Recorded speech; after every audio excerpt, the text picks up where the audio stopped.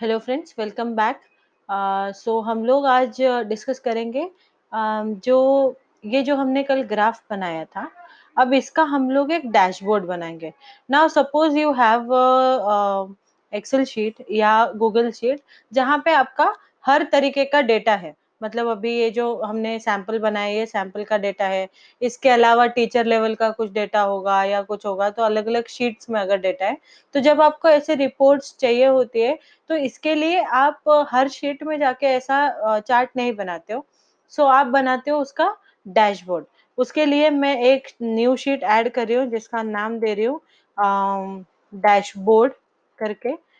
Reporting dashboard डाल देती हूँ तो वो आसानी से पता चले। तो अगर आपको अभी यहाँ पे कहीं पे भी जो ग्रिड लाइंस है वो अगर नहीं दिखानी है, तो आप उसको ग्रिड लाइन्स को भी रिमूव कर सकते हो। आप उस इसको प्लेन डैशबोर्ड बना सकते हो पूरी तरीके से। सो आपको पूरी शीट को सिलेक्ट करना है, व्यू में जाना है और ये जो ग्रिड लाइन्स यहाँ पे टिक दिख रहा है ना, आप इसको भी हटा सकते हो। अब यहाँ पे अपने को पूरा एक ब्लैंक शीट की तरह डेटा दिख रहा है। ब्लैंक व्हाइट पेपर की तरह data sorry blank white paper की तरह आपको ये स्क्रीन दिख रहा है।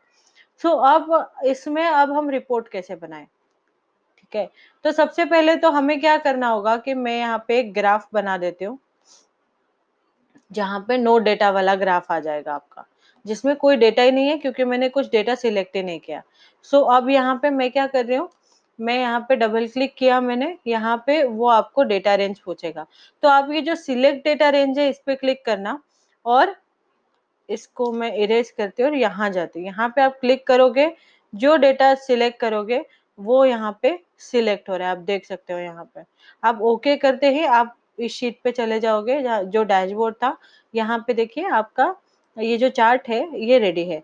अभी कल की तरह ही हम इसको चेंज कर सकते हैं, जैसा आपने को चाहिए वैसा, अलग अलग तरीके का। नाउ अगर ये सेक्शन वाइज आपको चाहिए तो ऐसा डेटा। अब मैं फिर से एक नया ग्राफ ऐड कर सकती हूँ, जहाँ पे मैं बोलूँ कि मुझे देखना है कि डी सेक्शन में या कौन से सेक्शन में कौन सा बच्चा है, कितने बच्चे कौन से सेक्शन में हैं। तो ऐसे भी अगर मुझे रिपोर्ट्स बनानी है, तो मैं फिर से एक डेटा सेट को सिलेक्ट करूँगी, जहाँ पे मैं यहाँ पे देखिए, अभी अभी मैंने यहाँ पे क्लास, स्टूडेंट और डिवीजन सिलेक्ट किया। इसके हिसाब से अब ये मुझे जो है ये मेरा डेटा दिखाएगा। मैंने इसको बोला कि आप एग्रीगेट करके दे दो। एग्रीगेट वो किसको करेगा, जो नेम है उसको करेगा। तो अब यहाँ पे जो है A1 मैंने लिया था, मैं A2 से स्टार्ट करती हूँ तो स्टूडेंट नहीं आएगा। तो देखिए जोश नाम के 3 बच्चे हैं। आप यहाँ पे वेरीफाई भी कर सकते हो इस डेटा को। जोश 1 है, 2 एंड 3। तो इस हिसाब से ये आप जैसे भी आपको रिपोर्टिंग चाहिए, तो ये एक रिपोर्टिंग डैशबोर्ड बन सकता है, जो आपको एक हेल्प करेगा। अब यहाँ पे आप ये भी कर सकते हो कि ये जो चार्ट था, जो कल हमने बनाया था, वो हम यहाँ पे पेस्ट कर सकते हैं। So this will become overall your dashboard, जहाँ पे आप सारी चीज़ों को अब सारी एडजस्टमेंट जो आपको करनी है, कि एक पर्टिकुलर स्क्रीन में, फर्स्ट स्क्रीन में मुझे इतने ग्राफ्स तो मिनिमम दिखने चाहिए, तो उसके हिसाब से आप इसको इस तरीके से एडजस्ट कर सकते हो। ये ग्राफ तभी मूव होगा जब आप उसको सिलेक्ट करोगे। तो इसको सिलेक्ट करके आप इस तरीके से मूव कीजिए। इसको स्मॉल कर रही हूँ मैं और यहाँ पे फिट कर रही हूँ।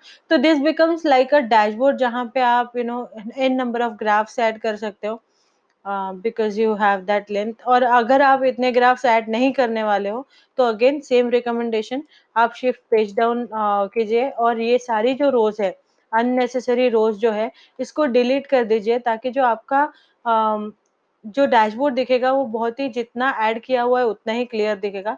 सेम गोज फॉर कॉलम, अगर इसकी जरूरत नहीं है तो इसे भी आप यहाँ से डिलीट कर दीजिए। So this is how your data would look like. ये जो आपका ग्राफ है ये इस तरीके से यहाँ पे आपको दिखेगा।